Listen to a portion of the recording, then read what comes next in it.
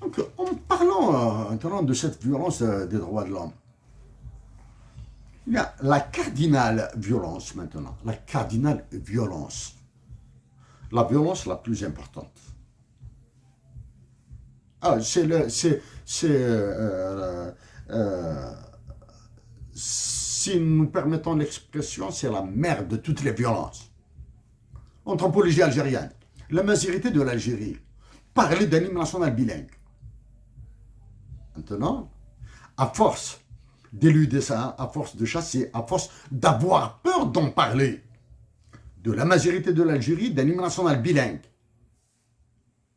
Maintenant, on se retrouve avec la manipulation de la Kabylie, des Zouzous en particulier, avec les pressions des droits de l'homme de Genève, avec la pression des organisations politiques internationales, à travers les émissaires secrets ou bien les intermédiaires qui sont absents des médias, bien sûr, du roi Macron. Le roi Macron, qui va leur dire, ou vous lâchez ça, ou vous me lâchez ça, ou vous me lâchez ça, ou je vous lâche vos opposants qui sont à Paris, qui sont en France en général.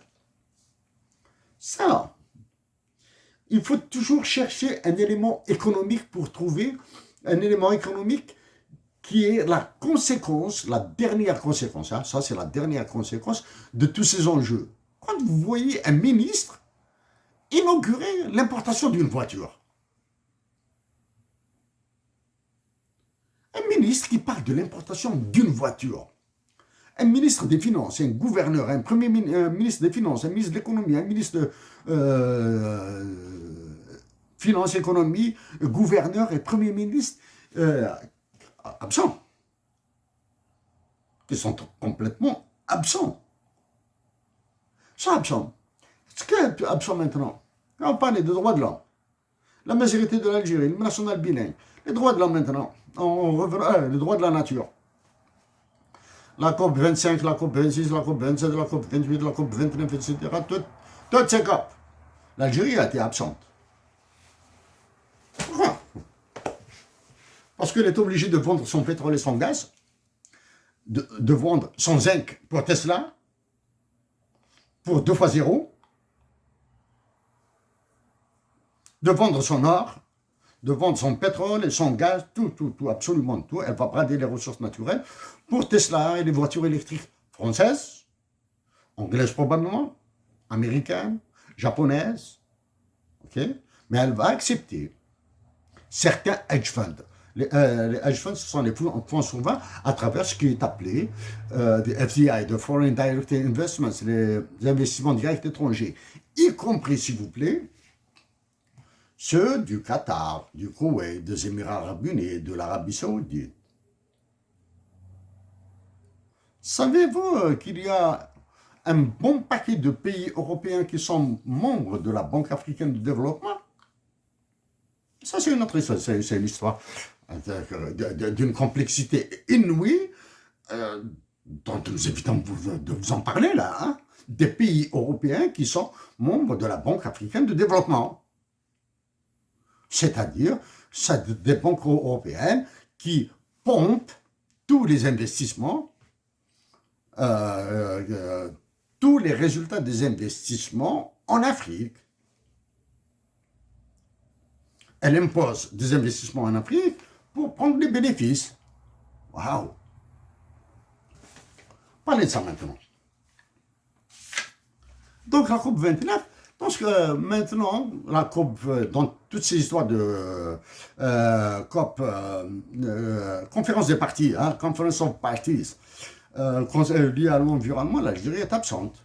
Parce qu'elle préfère tuer ces populations qui sont à l'ouest, qui sont au sud, qui sont au centre, qui sont à l'est aussi. Gare Djebilet, l'uranium de Taman Rasset, maintenant qui contrôle les quantités extraites, Dieu seul le sait. Population de Béjaïa, les populations de Louenza, etc. Elle est absente dans tout ça. Parce qu'elle a signé des contrats avec des voyous. Maintenant, je pense que c'est difficile, hein, maintenant que vous allez voir que vous comprenez que l'Algérie est visé par être déstabilisé, disloqué au même titre que la Libye, que le Soudan, que le Zaïre, que ce qui attend la Côte d'Ivoire, le Cameroun, le Nigeria. Hein. Elle doit être disloquée. Mais l'Algérie, elle a un passé révolutionnaire. C'est ce passé révolutionnaire qui est en train de la sauver. Le passé, parce que notre passé révolutionnaire, notre histoire révolutionnaire, est comme un sang. C'est en nous. Pas chez les voyous là, qui prennent ce genre de décision.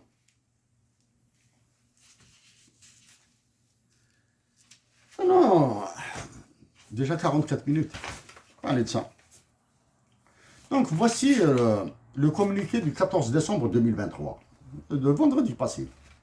14 décembre 2023. Du FMI, résultat de... pour le FMI et la Banque mondiale, nous connaissons quasiment tous les noms des responsables. Il est incroyable de constater le changement des missionnaires du FMI, des économistes du FMI qui viennent en Algérie. Il y en a tellement, ça change à presque chaque année là. Chaque mission, il y a un nouvel économiste. Il n'y a pas très longtemps, c'est un Français là, hein, qui faisait sa loi. Ensuite, c'était une Canadienne.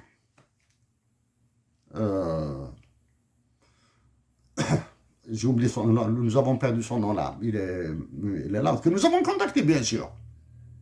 Là maintenant, c'est un autre. Il s'agit de M. Chris Gay-Rigat. Chris Gay-Rigat. C'est la première fois que nous tombons sur ce nom. Maintenant, il suffit qu'il y ait quelques différences idéologiques ou théoriques entre ce monsieur et les précédents économistes, avec le silence absolu hein, des économistes algériens. Hein. Les économistes algériens, ils n'existent plus là. Hein. Sont oppressés. C'est pour cette raison que la liberté d'expression, la liberté de la presse, etc. sont nécessaires. C'est pour cette raison que des journalistes comme Ersan Khadi doivent être libres là. Mais ça. On va essayer, parce que pour le FMI et la Banque mondiale, nous allons les contacter encore une autre fois. Ils disent, la conclusion, the mission would like to express its gratitude and appreciation to the authorities and other interlocutors for the constructive discussions and their warm hospitality. Donc la délégation et la mission du FMI salue le chaleureux accueil qu'ils ont reçu en Algérie. Parce que, simple, les généraux et la conciergerie de Macron, là, la présidence, ont dit à tous les ministres, dites oui à tout ce que vous demandera l'UFMI et la Banque mondiale. Parce que les canaux de la décision des ordres, même au niveau du FMI et de la Banque mondiale, viennent d'ailleurs, là. Hein. N'oubliez pas que les États-Unis d'Amérique ont le droit, détiennent les droits de blocage du FMI. Hein. 16% de voix. Ils ont 16% de voix. Avec tous les votes du FMI doivent être à 85%. Donc, si les États-Unis disent non, c'est non. Que dire de la Banque mondiale? Donc, c'est là. Un autre.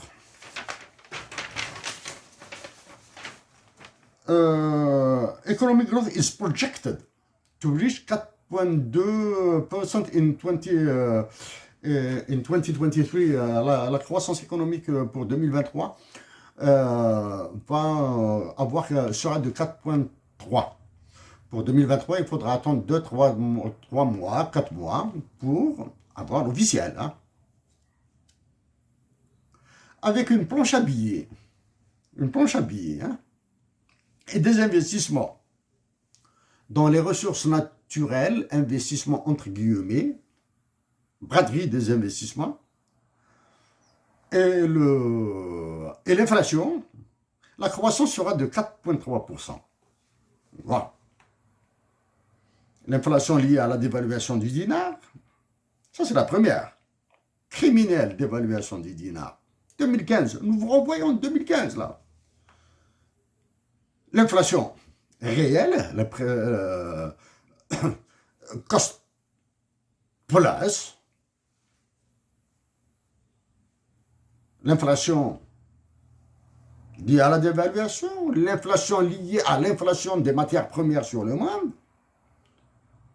dans les marchés mondiaux, l'inflation liée à l'augmentation des salaires, l'inflation liée à l'augmentation de la demande. On vous dit qu'avec tout ça, la croissance va atteindre 4,2%.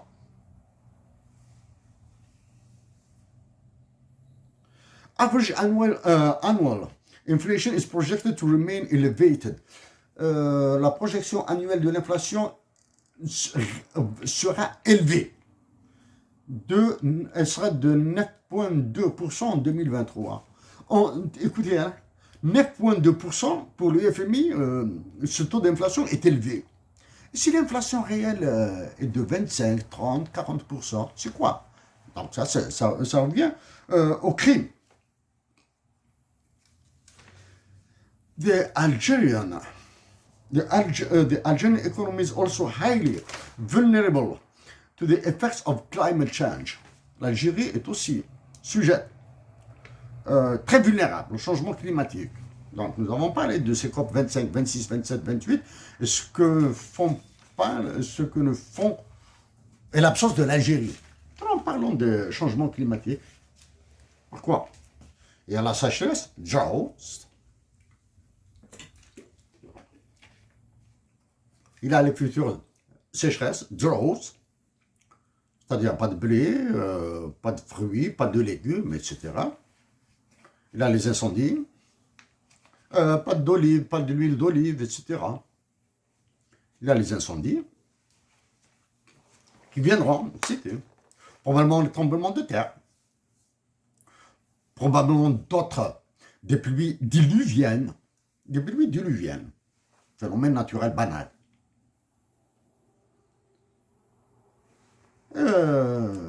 Qu'attend l'Algérie pour lancer des initiatives de la régulation d'eau? Amen. La régulation d'eau. Le premier endroit où la régulation d'eau est possible sont dans les universités, dans les sites universitaires, dans les hôpitaux et les administrations publiques. Je fais deux ordres. Dans les sites universitaires. Cité universitaire. Les lavabos, les douches, s'il y a des douches, où se lavent les étudiants, doivent avoir une régulation de débit d'eau, robinet. C'est-à-dire, vous faites une pression, vous avez pendant 5 secondes le temps de vous rincer les mains, 5 secondes pour le visage, etc. Le temps de resavonner, etc. Vous avez 5 secondes de la régulation d'eau. Ça, c'est dans les sites universitaires. Dans les universités, dans les hôpitaux, dans les administrations publiques. Ça, c'est... Pour les foyers, nous sommes sûrs et certains qu'ils sont économiques. Les foyers, c'est-à-dire les domiciles, sont économiques. Parce qu'ils souffrent de l'absence d'eau. Quand il y a quand l'eau manque pendant une semaine, est coupée pendant 3 jours, une semaine, c'est sûr que les responsables de la famille, que même les enfants, vont faire attention à une goutte d'eau qui est à la maison pour la garder. Non, c'est dans les espaces publics. Il faudra faire attention.